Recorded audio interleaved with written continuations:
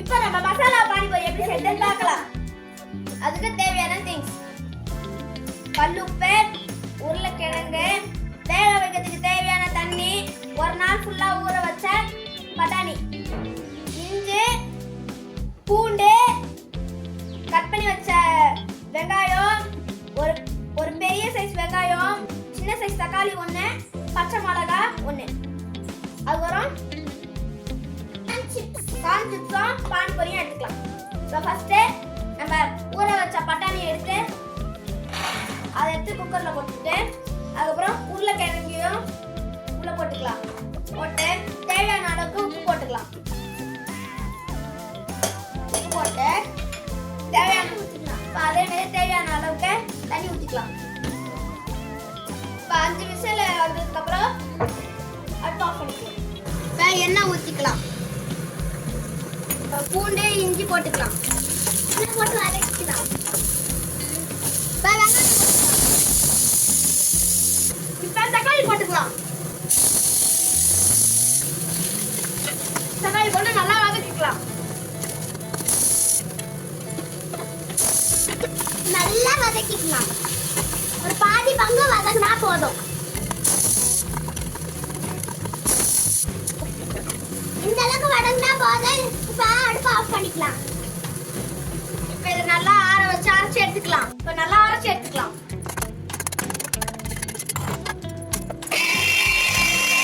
இன்னும் நல்லா கொஞ்சமா அரையணும். இப்போ கொஞ்சமா தண்ணி ஆட் பண்ணிக்கலாம். ஓபன் பண்ணிக்கலாம். அரைஞ்சிருச்சு நல்லா. அடிச்சிடுச்சு. இப்போ நல்லா வெந்திருக்கோன்னு நினைக்கிறேன். இப்போ எல்லாத்தையும் தனியாக எடுத்து வச்சுக்கலாம். உருளைக்கிழங்கு மட்டும் தோலை உச்சி எடுத்து வச்சுக்கலாம். இப்போ உருளைக்கிழங்கு எடுத்துக்கலாம். இப்போ இதெல்லாம் மட்டும் தோல் உச்சி எடுத்து வச்சுக்கலாம். நல்லா பொரிச்சு எடுத்துக்கலாம். அதுக்கு தேவையான அளவுக்கு ஆயில் ஊற்றிக்கலாம். எண்ணெய் காய்ஞ்சதுக்கு அப்புறம் பானிபூரியை நல்லா பொரிச்சு எடுத்துக்கலாம். இப்போ பானிபூரியை நல்லா பொரிச்சு எடுத்துக்கலாம்.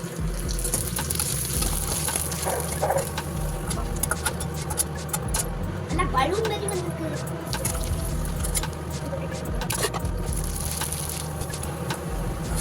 ஆனால் பலூன் மாதிரி பொரிச்சு வந்துருக்கு. ஏன்னா அப்படியே மோகன் இருக்கும். இப்போ காஞ்சி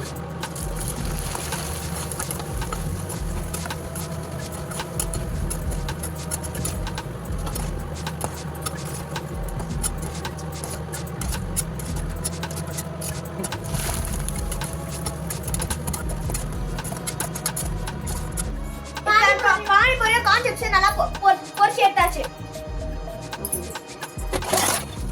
தோல் உரிச்சதுக்கு அப்புறம் ஸ்மாஷ் பண்ணிக்கலாம்.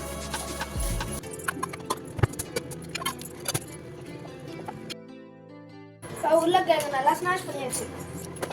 இப்போ இதோட கிரேவி ரெடி பண்ணிக்கலாம். கொஞ்சமா எண்ணெய் ஊற்றிக்கலாம். எண்ணெய் காய்ஞ்சதுக்கு அப்புறம் கடுகு போட்டுக்கலாம். கருவேப்பிலை போட்டுக்கலாம்.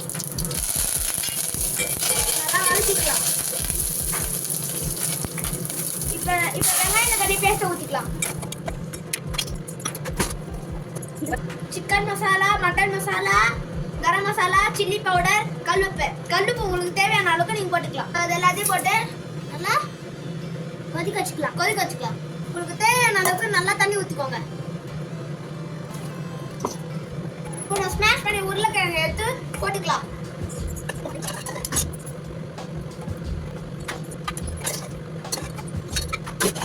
வேக வச்ச பக்கத்து போட்டுக்கலாம். வேக வச்ச பட்டாணி எடுத்து போட்டுக்கலாம். இப்போ இது 10 மினிட்ஸ் நல்லா கொதிக்கட்டும்.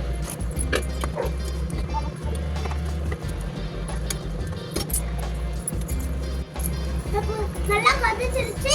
இப்போ வந்து புதினாவும் கொத்தமல்லியும் போட்டு லைட்டா மிக்ஸ் பண்ணி விட்டுட்டு எடுத்துடலாம்.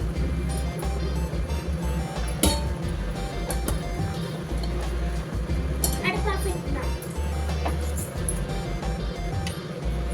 எல்லாமே ரெடி ஆயிடுச்சு. எப்படி இருக்குன்னு டேஸ்ட் பார்க்கலாம்.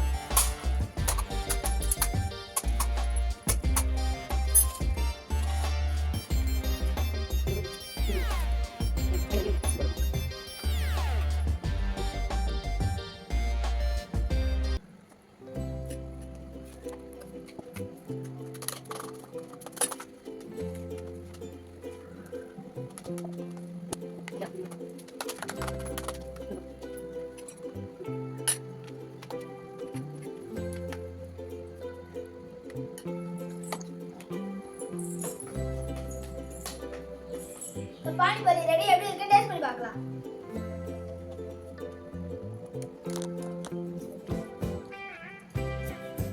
சூப்பரா இருக்கு. உங்க வீட்ல ட்ரை பண்ணி பார்த்துட்டு எப்படி இருக்குன்னு கீழே கமெண்ட் பண்ணுங்க.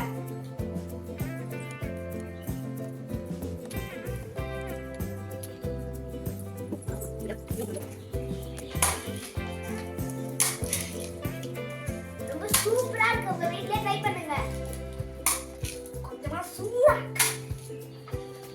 ஆரி கட்டா இன்னும் நல்லா இருக்கும். இதுல நான் கட் பண்ணலாம்.